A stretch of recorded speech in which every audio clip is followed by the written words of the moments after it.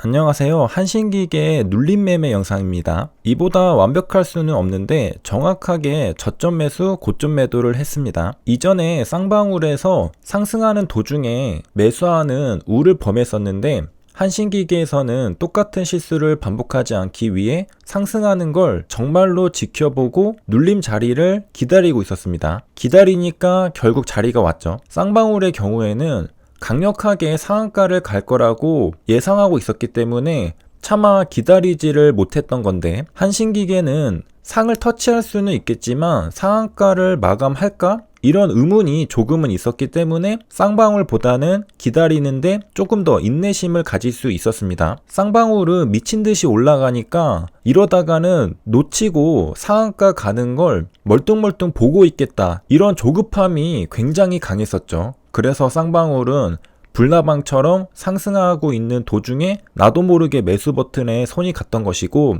한신기계는 쌍방울보다는 약하다고 생각하고 있었기 때문에 오히려 더 편한 마음으로 기다릴 수 있었습니다. 쌍방울과 한신기계의 차이점은, 쌍방울은 앞서 올라갔던 것만큼 전부 다 반납하고 내려와서 바닥권에서 거래대금을 터뜨리면서 다시 상승하는 흐름이었고, 한신기계는 이미 많이 오른 상태에서 또 오르는 것이었기 때문에 아무래도 쌍방울은 강하게 상한가를 예측했고 한신기계는 조금 약하게 상한가를 예측했던 것입니다. 사실 둘 다 재료는 식상했습니다. 재탕의 재탕이었죠. 한신기계의 재료를 약하게 생각했던 이유는 원전 재료가 식상하다고 느꼈기 때문입니다. 식상하다고 느꼈던 이유는 이미 주가도 많이 반영되어 있었기 때문에 상대적으로 재료가 약하다고 생각했던 것이죠. 추가로 급등하기에는 정말 더 강력한 재료가 있어야 된다고 생각했습니다. 재탕의 재탕이죠.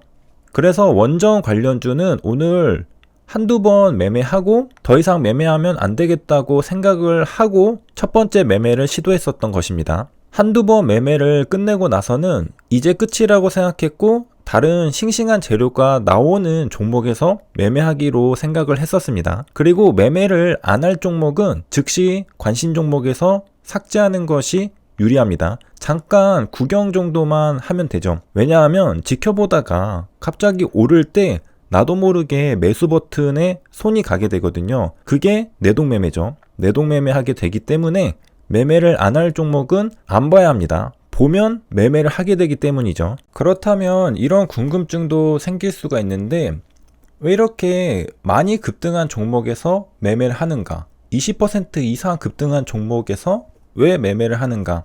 우리가 해야 할 일은 수익 기회의 틈을 찾는 것이죠. 주식이든 유튜브든 그 어떤 사업이든, 제프 베조스는 인터넷이 급성장하는 속도를 보고 거기에서 수익 기회를 찾았습니다. 헤지 펀드에 있던 제프 베이조스는 인터넷이 폭발적으로 성장하고 있다는 데이터를 접하게 되었죠.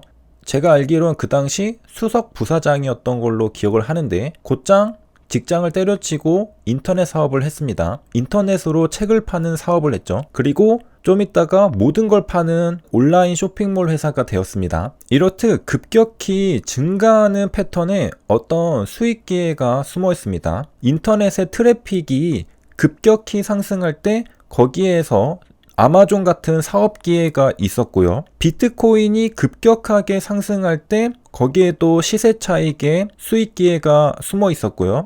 유튜브도 급격히 성장할 때 마찬가지로 초반에 뛰어든 유튜버들에게 엄청난 기회가 숨어 있었습니다. 그렇다면 다음 기회는 어디에 있을까? 이렇듯 폭발적으로 성장하는 산업, 기술, 이런 것들을 찾아내고 탑승을 해야 하죠. 어제도 똑같고 오늘도 똑같고 한 달 뒤에도 똑같고 1년 뒤에도 똑같을 산업에서는 어떤 유의미한 수익 기회를 찾기 힘듭니다. 그렇기 때문에 큰 수익을 보고 싶다면 급격하게 상승하고 있는 현상을 찾아내야 한다는 것이죠. 주식 투자도 마찬가지라 생각하는데, 그래서 급등하고 있는 종목에서 수익 기회가 있다고 생각합니다. 매일 1, 2%씩 변동하는 종목에서는 어떤 수익을 찾기는 힘들겠죠. 하루 변동폭이 1, 2%이면 내가 낼 수 있는 수익도 1, 2% 수준입니다. 물론 레버리지를 땡겨서 틱뛰기를 하면 되지 않느냐, 세금이 많이 들어가기 때문에 한국에서는 가능하지 않다고 생각하고요.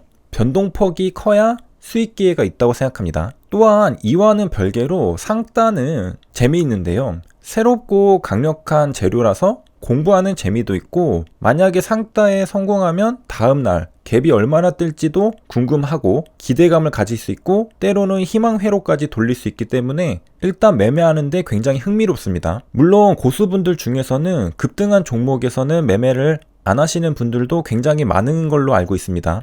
왜냐하면 거기서 조금 더 올라가 봐야 얼마나 수익이 있겠느냐, 올라가기 전에 미리 종목을 찾아서 초기에 매수하는 게 더 수익이 크다라고 말하는 것이죠. 하지만 저는 어떤 종목이 오늘 급등할지를 모르기 때문에 이미 증명된 종목들에서 조그만 수익이라도 더 보려고 하는 거고요. 실력이 있다면 저점에서 모아가는 스윙 매매도 할 수 있겠죠. 하지만 저에게는 아직 그런 실력이 없고요. 그냥 제가 아는 선에서만 매매해도 수익을 볼 수 있다고 생각합니다. 내가 아는 만큼만 수익을 내는 거죠. 더 많이 알면 더 크게 수익을 볼 수 있고, 조금 알면 조금만 수익을 내는 것입니다.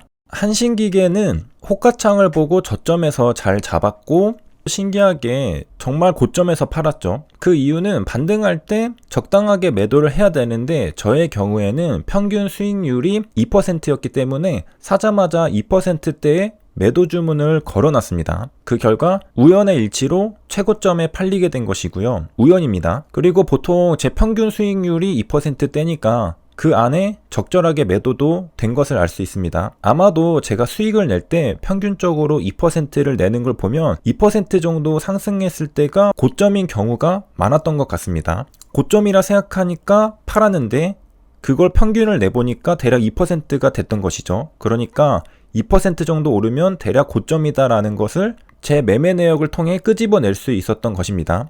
그러니까 호가창이나 차트를 보고 매도하는 것과 그냥 2%에 매도하는 것과 별 차이가 없다는 거죠. 통계적으로 똑같은 결과죠. 그러니까 굳이 힘을 내서 정신 에너지를 써가면서 호가창이랑 차트를 긴장하고 바라보면서 순간적으로 매도할 필요 없이 그냥 2%에 걸어놓으면 똑같은 결과를 도출할 수 있다는 겁니다. 그리고 실제로 한신기계에서도 그냥 2%에 파니까 제가 평소처럼 호가창 차트를 보면서 매도하는 것과 비슷한 결과가 나왔던 것입니다. 그래서 정리하면 한신기계는 상승하고 있는 도중에는 꾹 참고 기다렸다가 눌릴 때 호가창을 보고 최저점 매수하고 평균 수익률 2%의 매도를 거니까 최고점 매도가 되었습니다. 최저점 매수는 실력이라 생각하고 최고점 매도는 우연이라 생각합니다. 그래서 실력과 우연이 결합해서 개인적으로는 완벽한 매매가 되었다고 생각하고요. 기가 막히게 저점에서 사고 고점에서 팔았죠. 그리고 이런 매매는 일반적인 시장의 특성과도 일치하는 부분이 있죠. 매수는 인간이 하지만 수익은 시장이 주는 거죠. 시장이 올라가는 만큼 내가 수익을 챙길 수 있죠. 매수하는 시점에는 정확한 조건에 따라 매수할 수 있지만 얼마큼 오를지는 시장이 정해준다는 겁니다. 시장이 안 좋으면 1% 정도밖에 안 올라갈 수도 있고, 시장이 좋으면 3%, 5%까지 올라갈 수도 있고, 그러니까 내가 매수하는 타점은 항상 일정하지만 매수하고 나서 올라갈 때는 얼마나 갈지는 내가 알 수 없다는 것입니다. 왜냐하면 시장이 정해주는 것이기 때문이죠. 그래서 투자자는 시장이 주는 만큼 수익을 낼 수 있는 것입니다. 시장이 안 주면 수익을 내고 싶어도 낼 수가 없죠.